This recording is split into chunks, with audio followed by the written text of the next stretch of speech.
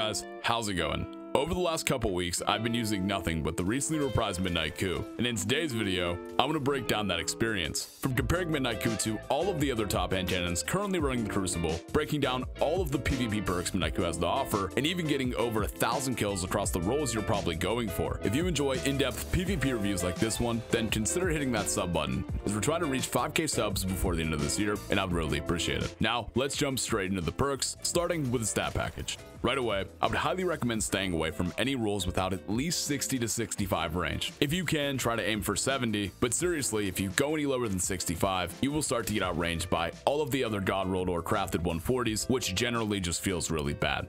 Otherwise, I would just make sure you keep Midnight's lower stability in mind when choosing stability reducing perks like Full War.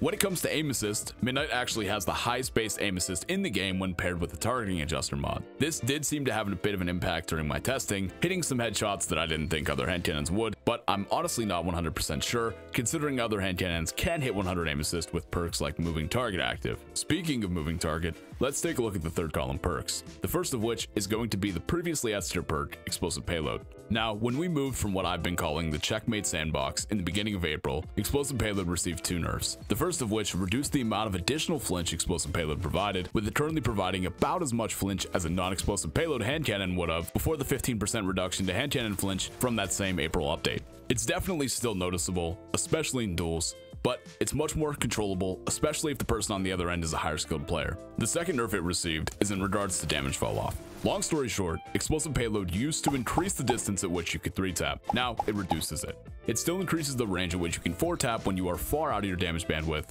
but it's a pretty significant nerf either way. So TLDR, Explosive went from an S tier perk to probably about a B or a C. Moving Target is also in the third column and provides quicker side to side strafe speed alongside 10 aim assist, which, as I mentioned before, allows you to sidestep a targeting adjuster for another mod. I really enjoyed using moving on all the roles I used for this review, with it feeling like the most impactful when it came to dueling and hitting my shots. On the other side of the same coin, I can understand a lower skilled player not being able to take full advantage of this perk like I was. If you are one of those people that won't be able to take full advantage of moving target, then Enlightened Action might be for you. Enlightened Action provides stacking buffs to handling and reload speed on weapon hit. Now, I hadn't used Enlightened Action since Malediction back in Season of the Witch, and I was honestly really impressed.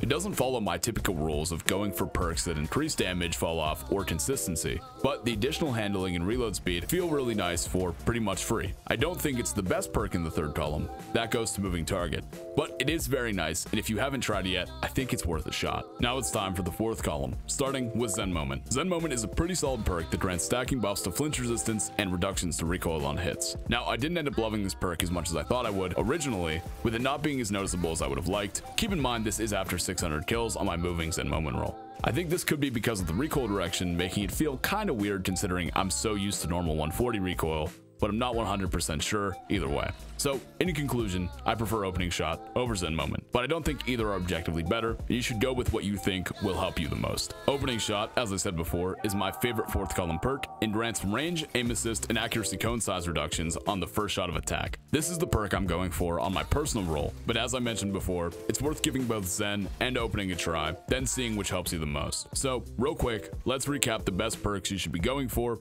on Midnight Coupe. Extended Barrel or Hammerforged Rifling for the barrel, Accurized Rounds for the magazine, Moving Target in the third column, and either Zen Moment or Opening Shot in the fourth column. Now that we know what the best Midnight Coupe roll looks like, let's compare it to the other top legendary 140s in the kinetic slot. Starting with Rose. Rose has the benefit of being the only lightweight frame 140 RPM hand cannon in the game. What this means is it linearly grants 20 mobility while the weapon is out of base, whereas every other 140 like Midnight Coupe does not. This isn't the end-all be-all when it comes to hand cannons, because if another 140 like Fatebringer has significantly higher stats or significantly better perks, it could be justified using over Rose. Unfortunately for Midnight Coupe, it has very similar stats to Rose, aside from aim assist and airborne effectiveness, on top of slightly worse perks. With Midnight Coupe not having access to Slide Shot in the third column, one of the best perks in the game, on top of that, Midnight Coupe doesn't have any better or unique perks when it comes to PvP compared to Rose, other than Desperate Measures, a perk that wasn't even good enough for me to mention in this video, due to its fairly high barrier to entry, not providing enough of a buff to make it worth it on a 140 RPM hand cannon. Midnight Coupe is going to get access to enhanced perks come final shape, but I honestly don't think this will be enough to tilt the scales either way. So I could compare Midnight Coupe to every other craftable and non-craftable hand cannon in this video, or I could just tell you this: it's a good hand cannon, top 5 on my list of kinetic legendaries, But that's not what's special about it. I haven't mentioned it yet, but you can get extremely rare holographic versions of Midnight Coupe that have double perks and an ornament that is exclusive to that weapon. That makes this loot feel special. I've been so tired, so tired of crafting the same role as everyone else and having no loot exclusivity of any kind. That changed with Midnight.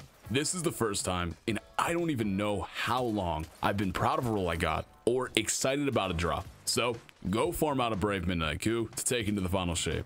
You will not regret it, probably. And that's all without mentioning this is free for all players. So if you're new or free to play and don't want to do anything hard like raiding or playing comp, then go grab one. Thank you guys so much for watching. Luna's How review coming very soon. That's a weapon that's much more special than just a Brave variant. Drop a sub if you want to see that, and have an amazing day.